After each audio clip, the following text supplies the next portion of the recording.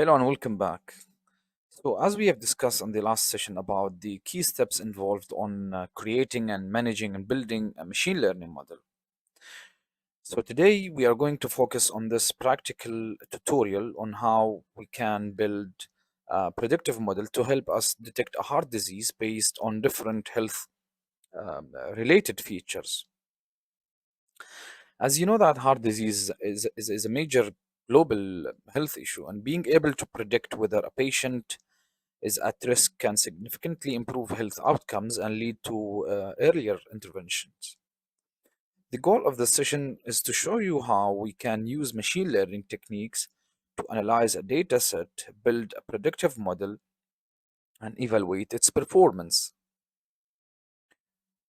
So, as you know, that we have to go through the key steps here, including the problem definition, data exploration, evaluation, finding and understanding the data, identifying the features, and then we select a model.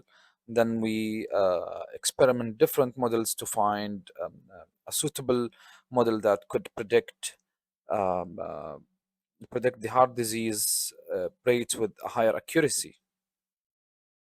As you mentioned also earlier, that this is an iterative process, so you might not get the first results from building from the first model. So it's an iterative process where we keep experimenting things.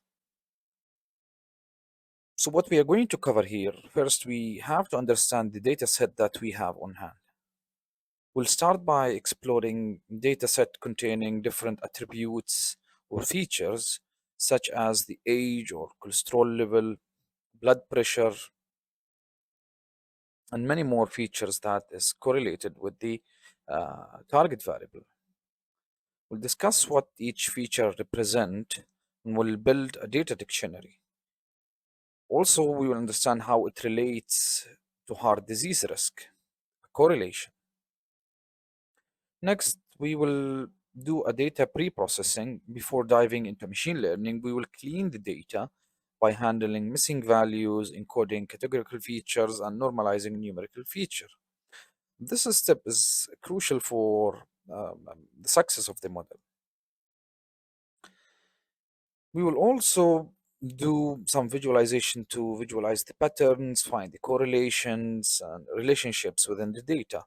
This will help us understand which feature are most important for predicting a heart disease, which is we call it the correlation. After we finish from data pre-processing and ensuring that the data is ready for building a model, we will explore different machine learning models such as the logistic regression and k-nearest neighbors, KNN, and random forest and train them using our dataset that we have cleaned.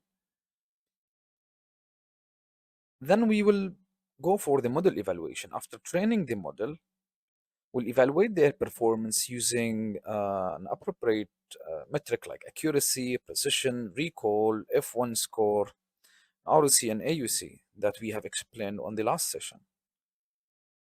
Finally,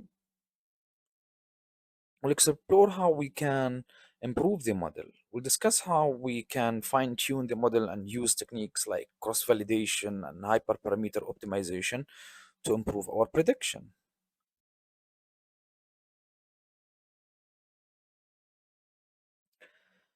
So the process of building a machine learning model is just not about choosing algorithms. It's about having a structured pipeline. Each step plays a significant or important role in ensuring that your model is robust, accurate, and able to deliver a real world value. We have to have a proper attention to each of these steps that will lead us to build a successful machine learning solution that can be scaled and adapted as the problem or the environment evolve. Here are the key steps that we have to follow when considering building a machine learning project. First, we start with the problem definition. It's the foundation of the machine learning pipeline. The importance of identifying the problem correctly. So Without clear understanding of the problem, the entire machine learning process can go off track. But how do we identify the problem? It involves several steps, including identifying the objective or having a clear understanding of the problem that you're trying to solve. Is it a classification problem? Is it a regression problem or a clustering problem? Also, you need to understand the business or research, the context, and how the model will be used, as well as defining a measurable goals such as the accuracy, precision, or recall, or other domain specific metric. There are several challenges that you might face when trying to identify the problem, including the misunderstanding. Misunderstanding the problem leads to use irrelevant data collection, an effective using or selecting an ineffective model. Example, in fraud detection, the problem definition might focus on detecting unusual transaction based on user behavior, aiming to reduce false positive while maintaining detection accuracy. In our case, we are trying to predict the patient who might have a heart disease based on the features that we have. So it's a classification problem. Next, the data collection.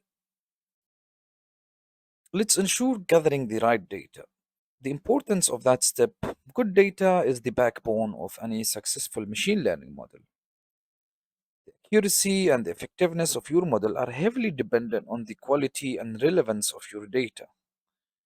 What are the steps involved in data collection?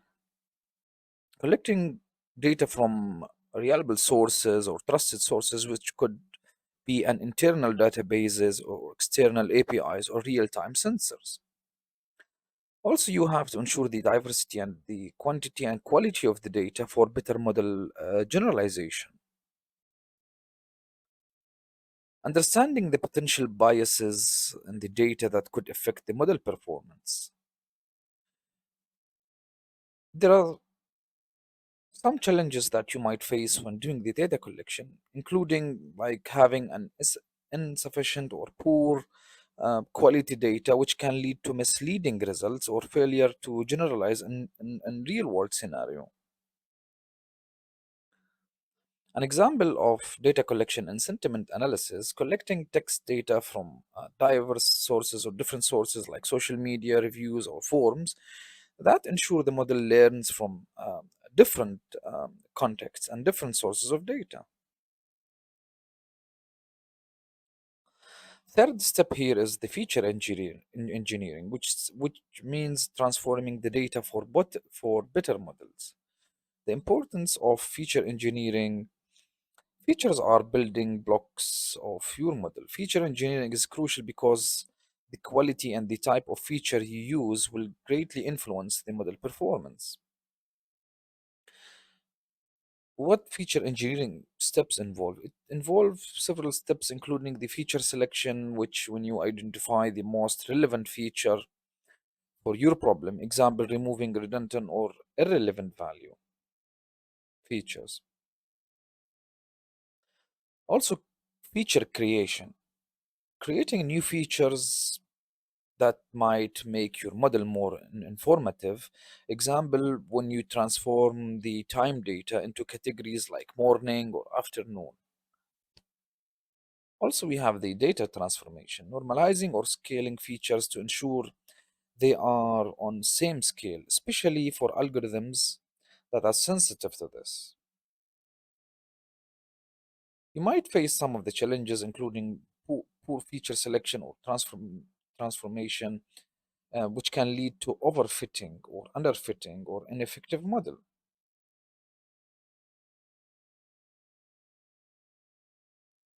After we complete the feature engineering, we have to go for data modeling or building the core of the solution. The importance of data modeling, it's the step where you can select and train the machine learning algorithm. The choice of algorithm directly affects how well the model will perform. It involves several steps, including the model selection. Choosing the right algorithm, as we've discussed, is very crucial here. Example, decision tree or support vector machine or neural network. In our case, when predicting a heart disease or building a prediction model for heart disease, we're going to go with the decision trees and k-neighbors and another classification models. All of that has to be based on the problem type and the data characteristic. Also, model training, using your data to train the model, adjusting its internal parameters so it can make prediction. Some of the challenges when doing data modeling, it can be choosing an appropriate model, which can lead to low performance, and improper training can cause overfit or underfitting. The fifth step here we have is the model evaluation. So after training the model, it's crucial to evaluate its performance to ensure it's meeting the defined goals we have set on the first step when defining the problem. It involves several steps, including the performance metric evaluation using some metrics like accuracy or precision or recall, depending on the task, to assess how well the model is performing.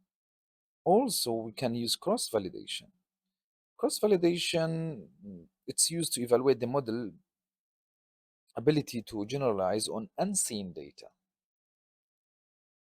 Some challenges that you might face here when choosing incorrect evaluation metrics or not probably validating the model, that could lead to false sense of the model effectiveness.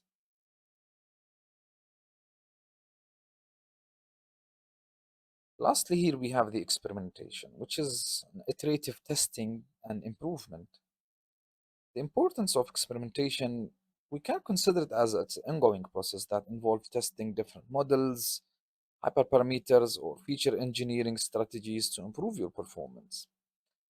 The key steps involved in experimentation, including hyperparameter tuning when adjusting parameters like learning rate or regularization, or the number of layers in a neural network to find the optimal settings. One more here is model variation, trying different algorithms or model architecture to see which perform best on your problem. We cannot ignore the importance of continuous improvement. Experimentation does not end once the model is deployed. Real world data can change, and the model should evolve accordingly.